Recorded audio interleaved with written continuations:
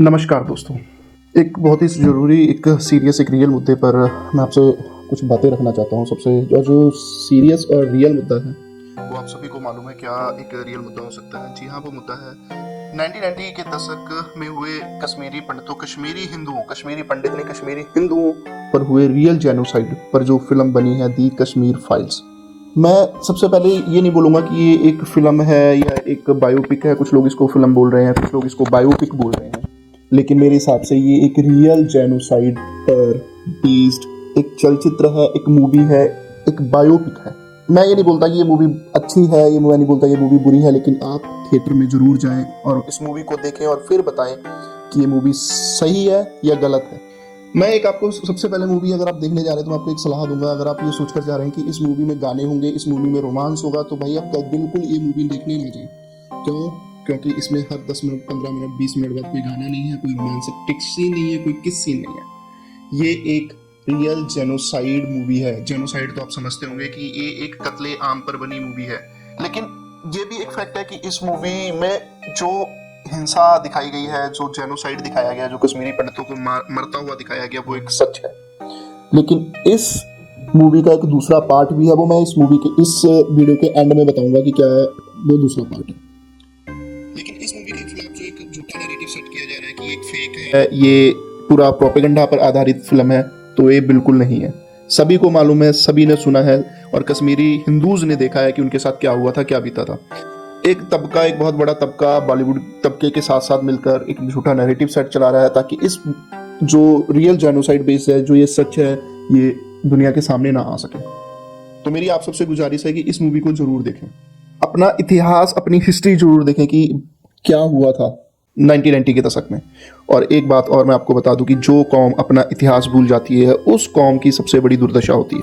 कश्मीरी पंडितों पर क्या उस समय जुल्म किए गए, कैसे रातों रात उनको अपनी जमीन जायदाद, अपना बसा बसाया घर छोड़कर वहां से भागना पड़ा। क्यों? क्योंकि वहां पर घाटी में टेररिस्टों के द्वारा एक सीधा अल्टीमेटम दिया गया था कि अगर यहाँ रहोगे आपको अल्लाह अकबर कहना होगा, आपको इस्लाम कबूल करना होगा। और जो हिंदूज की लड़कियां थी उनको जबरदस्ती किडनैप भी किया गया था, उनके साथ गलत काम भी किया गया था, उनकी शादी मोमडन से करवाने का भी फरमान जारी कर दिया गया था। अब सोचें, अगर आपको रातों रात एक ऐसा इंफॉर्मेशन मिले तो आप क्या करेंगे? दिल पर पत्थर रखकर वहां से भागना पड़ेगा आपको। क्यों? क्योंकि जान है तो जहान है। लेकिन मैं सबसे बड़ी चीज ये चीज मैं बोलना चाहता हूँ कि इस सच को अभी तक क्यों छुपाया गया, ये भी एक सोचने वाली बात है। साला हमें मुगलों के दादा, नानी, पोते सब हमें पढ़ाए जाते हैं, लेकिन हमें अपनी जो रियल सच्चाई है वो हमें क्यों नहीं बताई जाती? ताकि हम अपना इतिहास भूल जाए? नहीं, अपना इतिहास नहीं भूलना, ये चीज याद रखिएगा। फिल्म देखने के बाद जो कश्मीरी पंडित थे उन्होंने बिग बेग अग्निहोत्री के जाकर पैर तक छुए हैं रोते हुए। क्यों? क्योंकि उनका जो सच था, उन्होंने क्या सहा वहां पर, किसी ने हिम्मत की उस सच को सामने लाने की। उसके अलावा बहुत पब्लिक थी जिनकी रोते हुए की वीडियोस वायरल हुई कि कैसे ऐसा हो सकता है, कैसे इंसान का दुश्मन बन सकता है। क्या सहा होगा कश्मीरी पंडितों ने?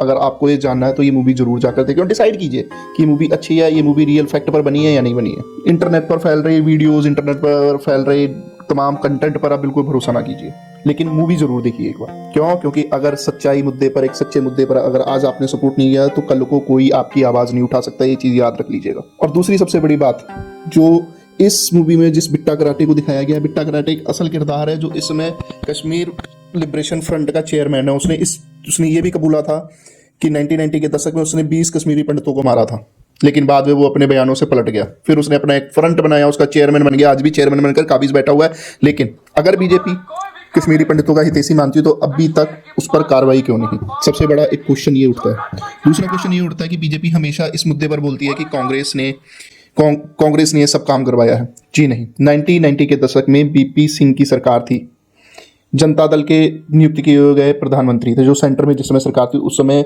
बीजेपी का इन्हें समर्थन था। और वहां पर जो राज्यपाल थे वो जगमोहन सिंह थे, वो बीजेपी के थे। फिर आप कैसे कह सकते हैं कि कांग्रेस ने ये किया? लेकिन हाँ, इसके बाद इनकी सरकार की 1991 में से कांग्रेस समर्थित सरकार, कांग्रेस की सरकार आई। 2014 तक कांग्रेस ने राज किया, लेकिन मजाल है कि उन्होंने एक एक्शन भी लिया। क्यों? क्योंकि उनको एक बहुत बड़े तबके को खुश करना था।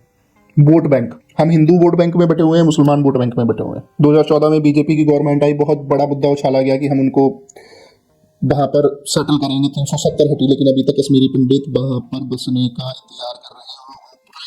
इतिहास है उनका, उनका क्या क्या है। मैं आप सबसे सिर्फ एक यही अपील करूंगा कि आवाज उठाएं कि वहाँ के हिंदुओं को अपने घर मिले जो उन्होंने छोड़े थे।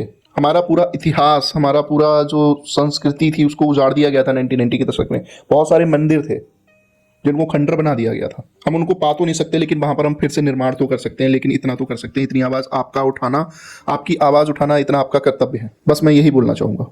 जय हिंद, जय भारत दोस्तों।